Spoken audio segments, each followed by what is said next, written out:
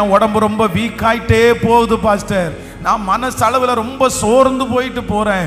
எனக்கும் என் குடும்பத்திற்கும் பிரிவினை அதிகமாயிட்டே இருக்குது. என் பிள்ளை நாளுக்கு நாள் ரொம்ப வித்தியாசம். ஏதோ ஒரு தாய், ஏதோ ஒரு தகப்பன் ரொம்ப அழுகையோடு இந்த இடத்துல இந்த சத்தத்தை கேட்டு கொண்டிருக்கிறீங்க. பாஸ்டர், இந்த சத்தம் வேற யாருக்கும் இல்லை. இந்த வார்த்தை எனக்காக தான் இந்த வார்த்தை வருது. நான் தான் ரொம்ப டவுனா நான் ஃபீல் பண்றேன். 10 வருஷத்துக்கு முன்னாடி நல்லா இருந்தனே, 2 வருஷத்துக்கு முன்னாடி நான் நல்லா இருந்தனே, நான் இப்படி பின்னாடி வருவேன்னு நான் நினைக்கல.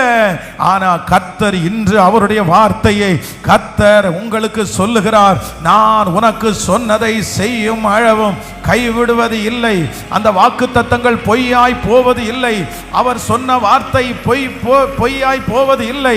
சீக்கிரமாய் கர்த்தர் வளர்த்த ஆரம்பிப்பார். மறுபடியும் கர்த்தர் மேல் படியிலே காலடி எடுத்து வைக்கிறதற்கு அவருடைய கரங்கள் உங்களை பிடிக்கும்.